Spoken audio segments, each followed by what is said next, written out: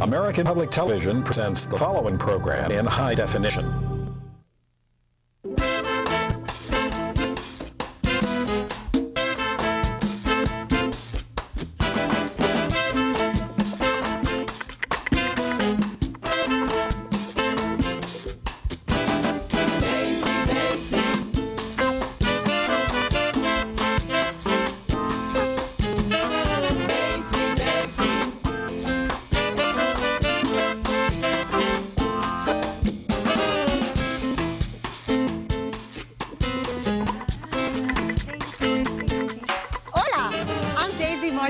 And I want to welcome you to my kitchen. Today we're making Chiles Rellenos, Poblano stuffed with picadillo in a tomato cheese sauce, then onto a velvety, creamy Mexican flan. Daisy Cooks is brought to you by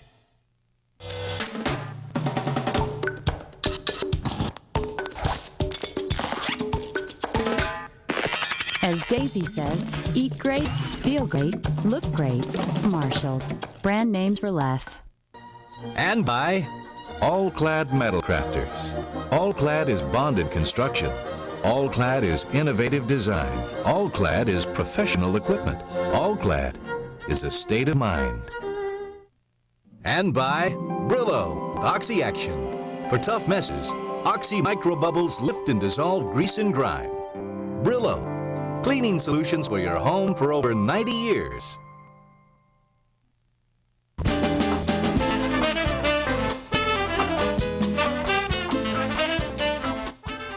Hola! We're making Mexican food today. You know, in the past maybe 10, 15 years, this country has seen a wave of Mexican influence. We're going to do a recipe called Chiles Rellenos, which are stuffed peppers. They're delicious, they're exciting, and they're easy and fun to make. But first, I'm going to make achote oil. And achote seeds really are not that difficult to find. They're called annatto in Italian, and I really don't think that you'll have a problem finding them in your grocer.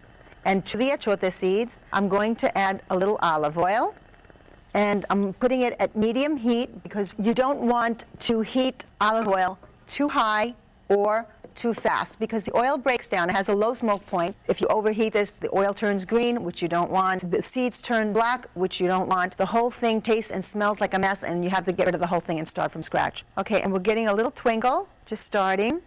So let me go ahead and lower the heat a little bit so that we can monitor how fast. I love what achote oil does to food. It gives a beautiful, gorgeous, rich color, but it adds this lovely, lovely nuance of flavor. And I'm going to go ahead and strain this right into my frying pan. So now we're going to make Mexican sofrito. You'll hear me talk about how sofrito is something that you find in all Latin American countries. Even Spain has its form of sofrito. I have an onion here. To that onion, I'm going to add a handful of garlic. And I have some tomatoes. Only going to add one tomato, actually. And this is personal preference. My mom, when she taught me to make sofrito, would say to me, don't add too much tomato because it makes a sofrito sour. So I'm making Mexican sofrito a la Daisy. Let me give this a whirl so we can get this going.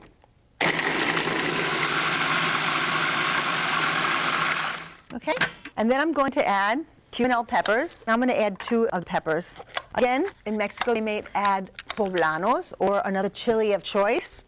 That's cool. I'm confident that you guys are going to try sofrito and like it so much that you're going to start making your own additions and you'll come up with a fabulous new sofrito.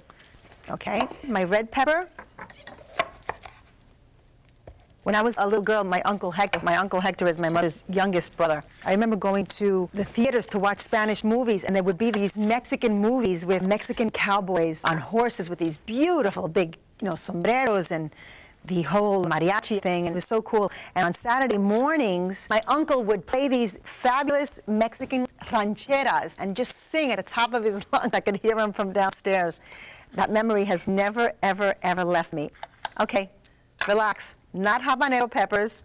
These are ajicito dulce, and they look a lot like habaneros. In some Mexican households, they might put a hot pepper, a serrano or jalapeno, to give the sofrito a little bit of bite. I'm going to go easy on you guys. These are sweet. They have a little bit of bite, but there's no heat in these peppers. If you can't find ajicitos, you could add a little more cilantro. And speaking of cilantro, I'm going to add some of that too. And then I'm going to pull out the big guns. We're going to add a little Mexico to the sofrito. One of the things I love about Mexican food is that it's not shy food, it's bold. I like food like that. I like food that says, hey, I'm here, guess what? Okay? Let's take a walk over to my epazote plant. The Mexican kitchen loves to use an herb called epazote. It grows wild and it's very, very hardy. It's wonderful, it's fragrant, and it's got a little note of mint. Okay, and just a handful of leaves. And I'm going to rinse them off. And give them a little pat dry. Oh, I just love the smell of this. And when you try it, you're going to say, wow, that is like so fresh tasting. Epazote is wonderful. Okay, so we're going to add our handful of leaves to our sofrito. And here we go.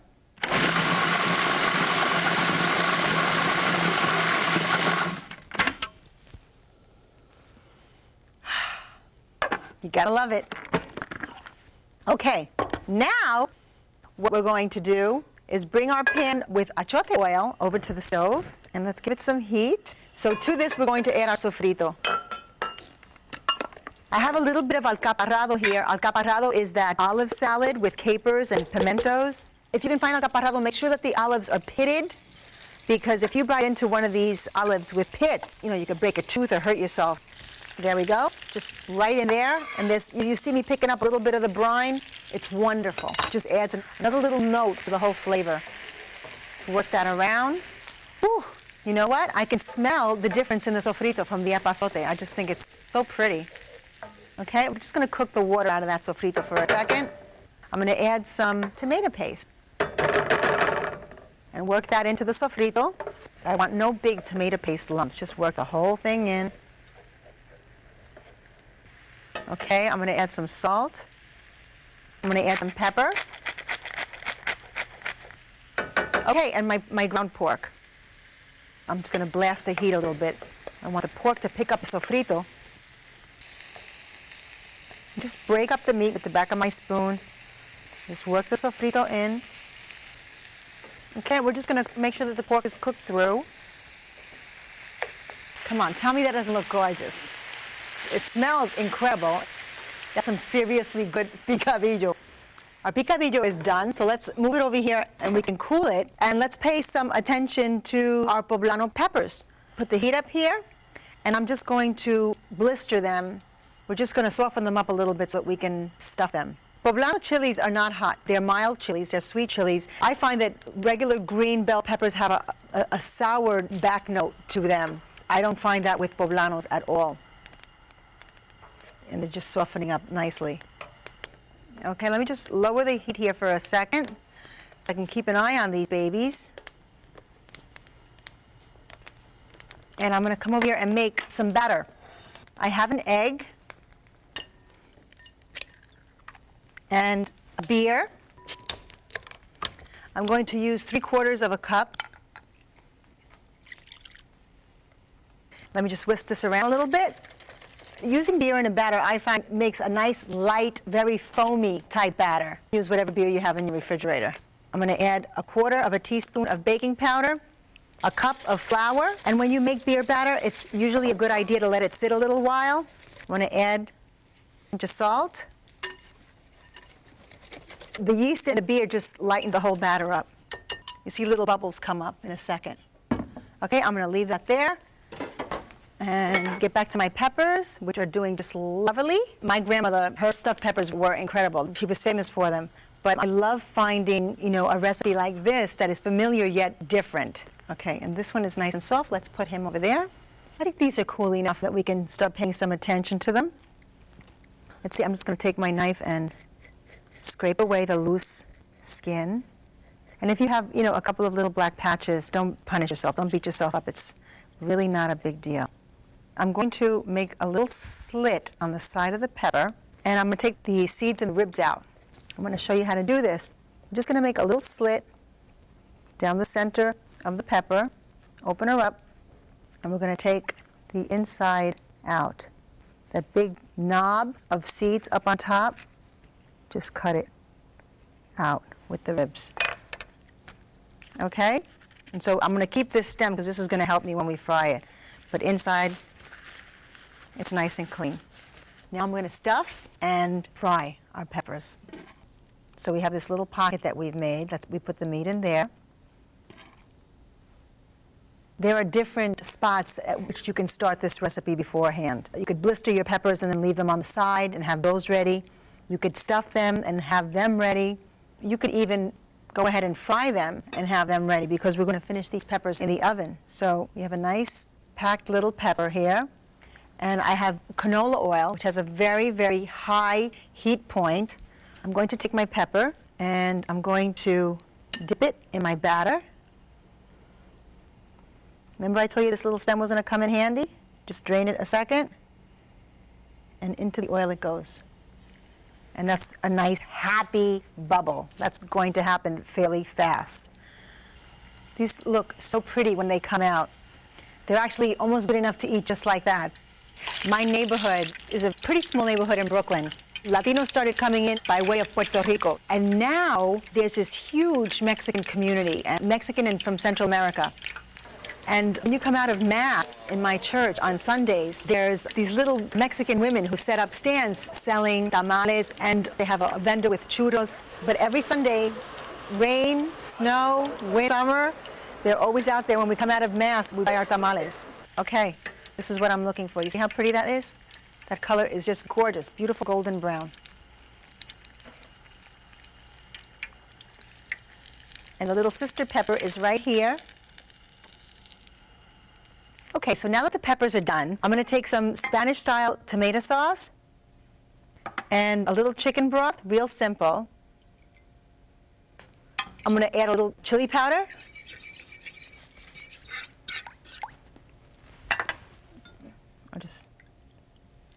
I want it to be nice and thin. A little salt. Okay, and I want to add a little bit of that beautiful minty epazote, and that's really going to brighten the sauce right up. You have a little smoke from the chiles, okay, and that epazote is just going to bring it right up. I'm going to go ahead and place my peppers in the broth.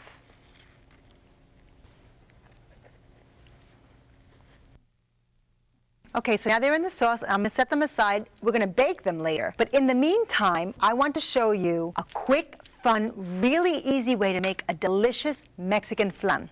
Wait till you guys get a hold of this. Flan is a very traditional Spanish dessert with a melted caramel topping. Delicious. I went to a little Mexican restaurant that had been recommended, and when I tasted this flan, I was like, oh my gosh, this is unbelievable. It was creamier than the texture of traditional flan, and it had a little sour cream thing. And I was like, wow, this is amazing. So I called the host over and I said, this is the most incredible flan I've ever had. What is it that you do? And the guy said to me, well, we gently boil the cream. No, that's not it. There's something about the flavor. Yes, well, we put cinnamon sticks in it. I was like, is the guy who made the flan here? Can I speak? Well, he's very, very busy. So what did I do? I hit the church ladies. And I said, I had this Mexican flan. And the girl started laughing. She goes, no, it's not sour cream. It's not cream cheese. What it is this stuff they call crema. And I'm going to show you all about crema in a second. Let's make some caramelo. What do you say? I'm going to add a couple of tablespoons of water to start my caramel off. We're going to give it some heat, medium. You don't want to burn your sugar, because then you have like a real bitter taste if you burn the sugar. You don't want that. Okay, so we'll work that in, get it started. So then the race was on to find this crema fresca, which is really amazing stuff, but I got it. I served the flan at a dinner party, and people were like, whoa, this doesn't taste like regular flan. I actually should call it church lady flan. So the thing with caramel is you don't want to kill it with heat, because if it heats up too fast, as I said, the sugar turns bitter.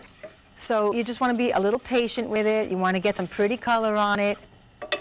So now that the sugar and the water are pretty much worked together, now I'm going to take my brush and we'll be wiping down the sides of my pan with a little water. You have the sugar crystals forming on the side, big clumps. You really want to work to keep it nice and syrupy. You don't want any clumps of sugar in there. You have beautiful, gorgeous syrup, which is what we're looking for. You just got a little bit of amber going on now, if you can see that. And it's best not to do this in a dark bottom pan for exactly that reason, so you can gauge the color of the caramel. We're close now. And you can see now that the foam is dying down, so the caramel is like telling me it's done. and the color really is where I want it to be. Okay? I'm going over here. I have a little pie plate all set up, and what I'm going to do, I do not want to burn myself, grab some pot holders and just run your caramelo around your pie plate. And it gets hard fairly quickly, so just try to get a nice even coat. And then we're going to leave that there. It's going to harden, and it's going to be beautiful for our flan. Okay, evaporated milk. Right? No problem. 1 can. Sweetened condensed milk. You could eat this stuff right out of the can. It's so good. And now I have 3 whole eggs. 1, 2, 3, and 3 yolks. You could save the whites for an omelet tomorrow morning.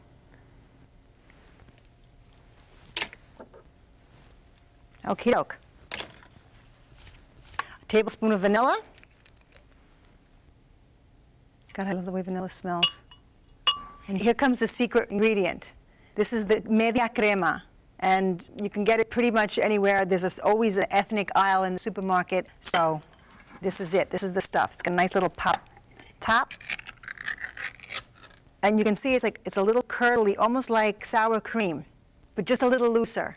Oh, it's just wonderful. You see, it's a little curdly, but that's going to mix right in. You want to make sure that it mixes well, so there's no, little lumps in there. Take a peek.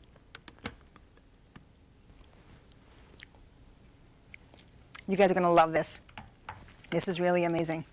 Okay, we're going to take a walk, and I have my little pan here, and I'm going to just go ahead and pour my flan mixture right into the pie plate. We're going to set this in a bain-marie, hot water bath. What I'm going to do is take the tray over to the oven and then put my hot water in so I don't have to carry a tray with hot water to the oven. There we go, and I have my hot water here ready, and we're going to pour it halfway up. Terrific. Tuck in my tray. My oven is at 350. I'm going to start checking my flan about 35 minutes. Just give the tray a little jiggle to see if it's set up nicely. You know your oven best. Let's take a peek at that flan. Okay, I got a nice little jiggle there. Let's take this out. And, whew, that's hot. While the flan is cooling, I'm going to come over here and make some white rice. I don't like to toot my own horn, but I make perfect white rice. And I'm teaching you how to do it now, too. There's no excuses. Okay? A couple of tablespoons of canola oil, and I have my white rice, and I prefer to use long grain rice when I make rice like this. Okay, and I want to coat my rice with the oil and a little salt. And I'm adding nice high heat. I want the rice to get like a little chalky. Let's see, let's give this a little turn. Yep. You see the kernels look chalky a little bit? That's my rice telling me I'm ready for the liquid. And here's the secret. Pay close attention. I am adding enough fluid to the rice so that the fluid level lies 2 fingers above the level of the rice. We're going to bring that to a boil. As soon as it comes to a boil, we'll wait till the level of the liquid meets the level of the rice. You're just leaving this rice alone until then. Okay, the level of the fluid has now met the level of the rice. This is what we're going to do. Watch. Once, cover, lower the heat, and walk away.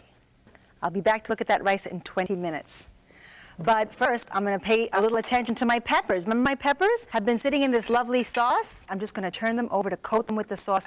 The batter soaks up the pretty tomato sauce. Look at that. Isn't that fabulous?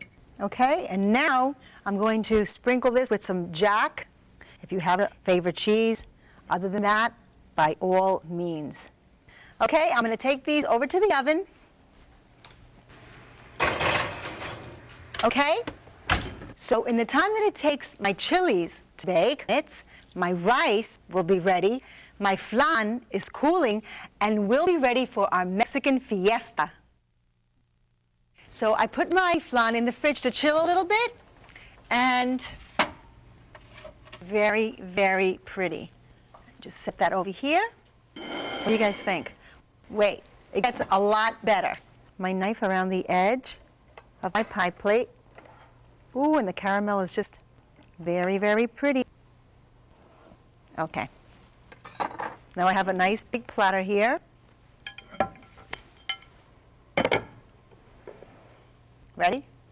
1, 2, 3. What do you think? Is that beautiful? Okay, and I think looking good. And let's go see about those peppers. Ah. Can you say gorgeous? Look at this. The cheese is like just starting to brown up on top, and the sauce is all bubbly. Little rice first. What did I tell you? Did I not tell you it was perfect and fluffy and loose? Absolutely beautiful. And I'm going to go ahead and serve myself some of this gorgeous, fluffy, delicious rice. And I'm going to go ahead and serve myself one of these gorgeous babies right here. Mmm. Oh, look at this. Oh, and the sauce is all cheesy and beautiful. Oh my goodness. I have a little chopped cilantro just to perk the whole thing up. And I'm just going to cut into the chile.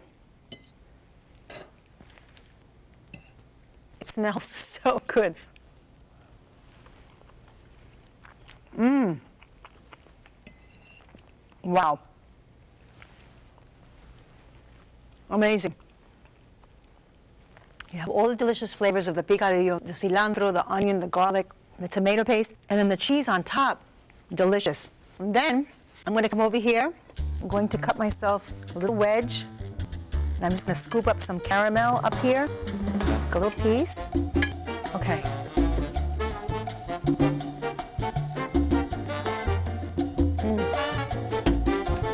Wow. Wow. Call the police because somebody's going to jail. That is criminal. That's how good it is. It's absolutely criminal. Okay. You need to get yourself some chiles, some white rice, and you need to throw all of these things in a blender and make a fabulous Mexican flan. Have your own Mexican fiesta in your house. Buen provecho. Daisy Cooks, Latin Flavors That Will Rock Your World, is the full-color hardcover companion cookbook to this series. To order, call 800-336-1917. Daisy's top 10 basics and over 200 of her detailed recipes are included in this 320-page book. The price is $29.95. You can order your copy of Daisy Cooks by calling the toll-free number or order online at her website, daisycooks.com. Hola, it's Daisy. Hey, I'd love to hear from you. You can reach me at daisycooks.com. Tell me what you think. Sign up for my newsletter and get recipes and tips in English and Spanish. It's all at daisycooks.com. Daisy Cooks is brought to you by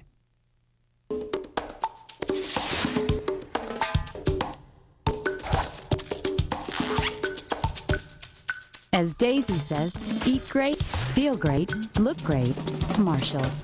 Brand names for less. and by All-Clad METALCRAFTERS. All-Clad is bonded construction. All-Clad is innovative design. All-Clad is professional equipment. All-Clad is a state of mind. And by Brillo with Oxy Action. For tough messes, Oxy microbubbles lift and dissolve grease and grime. Brillo, cleaning solutions for your home for over 90 years.